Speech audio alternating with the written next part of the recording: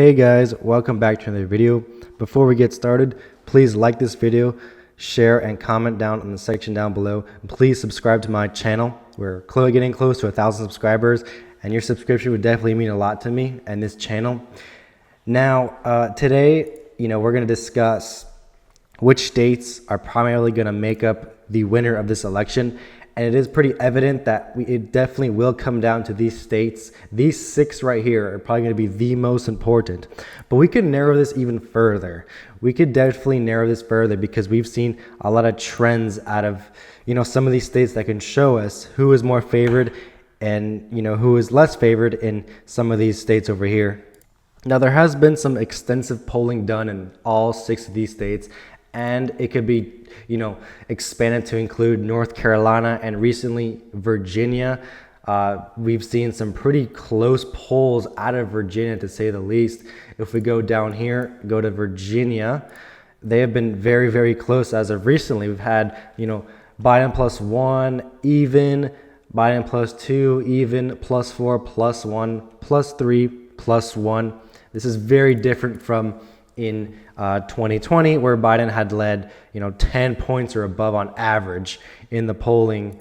And we see here, even the latest ones had him up 16, 18, 15, 11. So it's very fascinating to see how much narrower Virginia's been. And that's why I think it's very important that we should be seeing some more polls come out of New Mexico to see if that trend continues, because in Minnesota, we see the same thing going on over here. If I, scroll up to Minnesota, it is right over here. Same thing. Biden only leads by 2.4% on average. And these polls have been very, very close as compared to, once again, we compare it to 2020, 9.2% overestimated Biden by a little bit. And these polls, again, had him up by 15, 13, 9, 11, 15. This is not a one-state thing. This is a trend across all the states that Biden had led by large amounts in the last cycle and ended up winning by less, but still smaller amounts than what he was polled by. And this time around, states like Minnesota, Virginia, Maine, and New Hampshire are a lot narrower than 2020. And that's why I think states like New Mexico, less Colorado, because I think Colorado is still having a big trend to the left as compared to the nation. But I think states like New Mexico need more polling because we really don't know where it's at. But anyways, let's get now down to Nevada, Arizona, and Georgia. Nevada, Arizona, and Georgia all went for Biden by small amounts. Georgia and Arizona had flipped Democrat since like 30 years. So it was definitely very historic for him to flip these 2 states. They trended very heavy to the left as compared to the nation. But a state like Nevada trended the opposite way. It voted the exact same as, Hillary Clinton won, 2.4%. Clark County trended right. Carson City and around Reno trended a tiny bit left, so the state kind of stayed the same. This time around, we're going to see big changes. I'll show you in some of the data we have. In Arizona, there was little change that happened, but it was definitely enough in Maricopa County for Biden to narrowly win the state by 11,000 votes. And then probably the most surprising flip, the biggest flip, was the state of Georgia. The Atlanta area shifted very heavy towards the left. This was definitely a factor in Biden winning the state by 12,000 votes.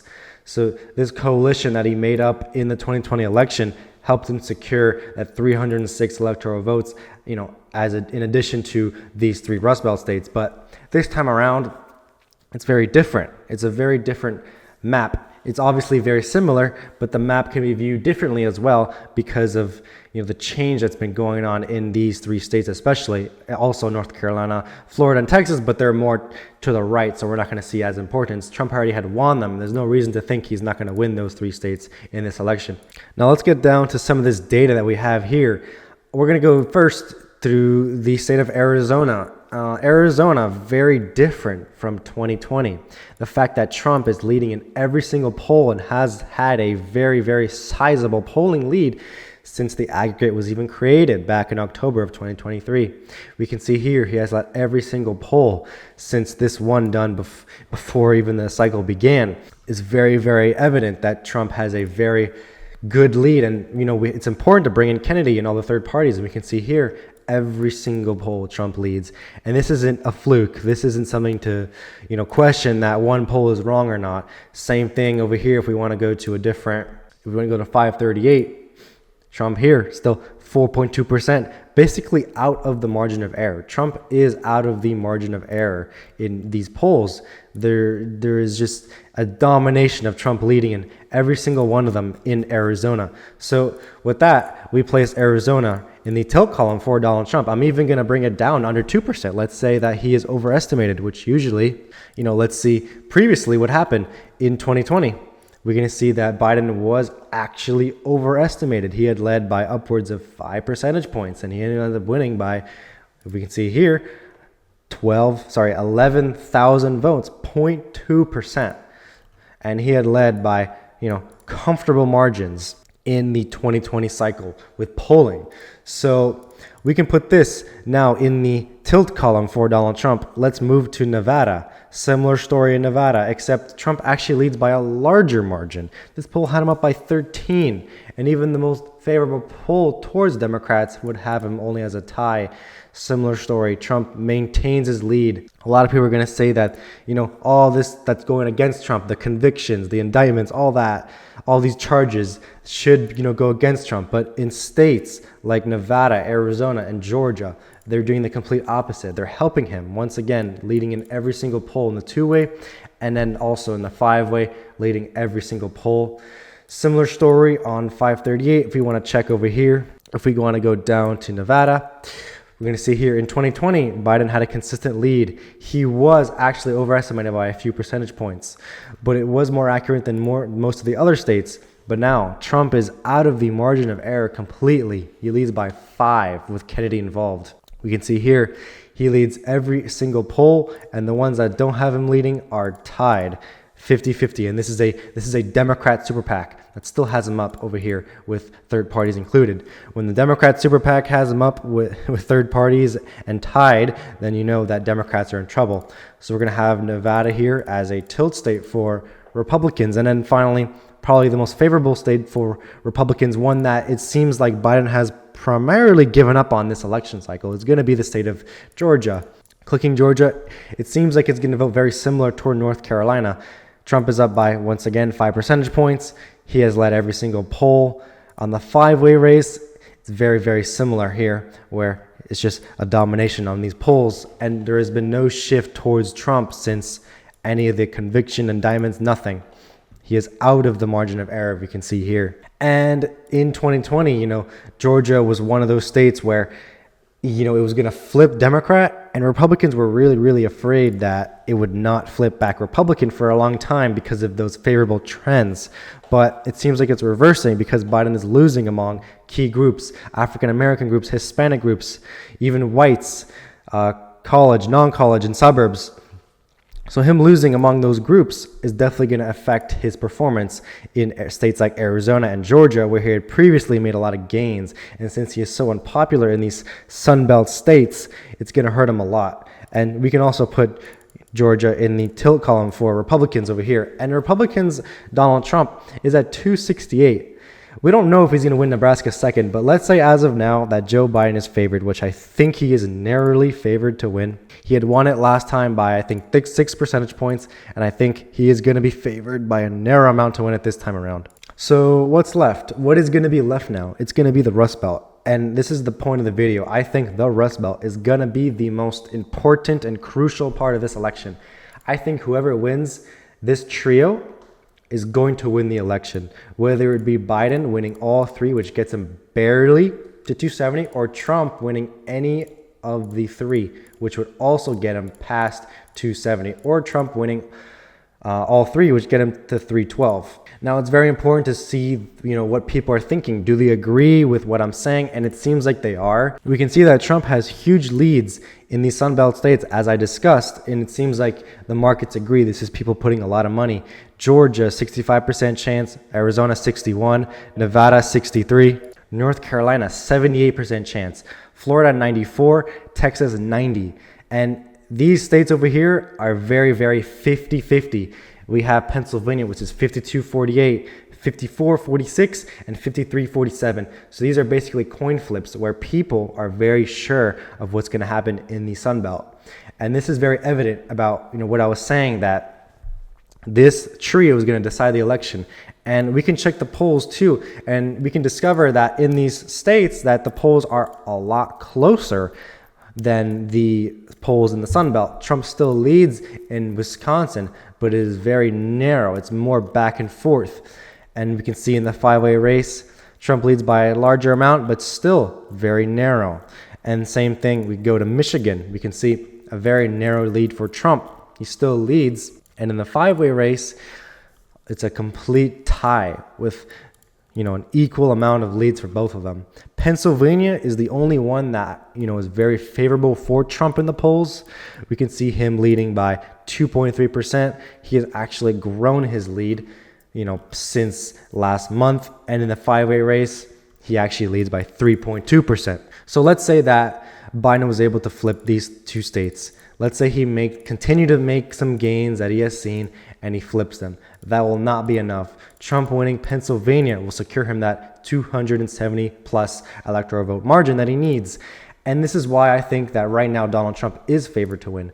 Because for Biden to win, he needs to flip all these three states. He needs to secure probably an election result that looks like this. And for him to win all three, everything has to go with him.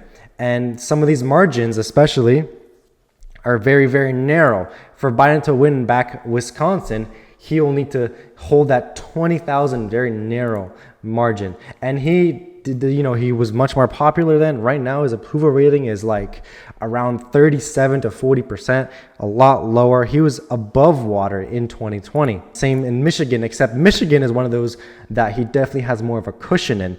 Pennsylvania is another one where he is only winning by 1%. So he's very vulnerable to lose these states on top of losing these three here. Same thing, if we want to check in 538, it's good to check both of these models. In Wisconsin, Trump still leads by 0.7. Now, I want to focus on Wisconsin because if we remember in 2020, Biden had led by 8.4% on average. If we go back to around this time period, it's around June-ish, he still led by 5 to 6 percentage points, and he ended up winning by what? 20,000 votes. So the polls in Wisconsin are definitely known to overestimate Democrats by huge amounts. These numbers are crazy off. Like this one here, plus 12, plus 13 in morning consult. And what does morning consult show now? What does morning consult in the state show now? A Trump +1 win. So that shift is very evident among these same pollsters. It's not like it's different pollsters polling. It's the same pollsters. And if they made changes that are accurate, well, great. Then that should be more accurate, shouldn't it? It shouldn't be overestimating Trump. It should be overestimating Biden, knowing these, crazy underestimations back then. And it's the same story in other states. In Michigan, Trump was down 7.9%. He ended up losing by 2 to 3. Nowadays, he leads by 0.3, still a very narrow lead. And then in Pennsylvania, probably one of the more accurate ones, where Trump had been down 4.7, the most accurate out of these three. And right now it does show that Trump is leading by 1.3, a very realistic win to say the least. It's very back and forth. And so it's very evident that the election is going to be decided on Wisconsin, Michigan, and Pennsylvania. And given that these three states are worth quite a lot more electoral votes than Georgia, Arizona, and Nevada, I think both campaigns are going to focus heavily on these three states. I don't think Biden's going to worry too much about Arizona, Nevada, and Georgia because he really doesn't need them. I think Trump more or less needs them. But if Trump secures these three states, then he does not actually need any of these either. So that's why it's going to be very important for both of these parties, both of these candidates, to focus on these states of Wisconsin, Michigan, and Pennsylvania. And right now, what do I think is going to happen? I think Trump's going to win Arizona, Arizona, Nevada, and Georgia. I think he's going to win Wisconsin, Pennsylvania. And I think Biden's going to narrowly eke out Michigan. Trump will have 297. Biden will have 241. And this is all for the video. Thank you guys so much for watching. Please leave your suggestions in the comment section down below. And please subscribe to my channel and like this video. Thank you guys so much for watching.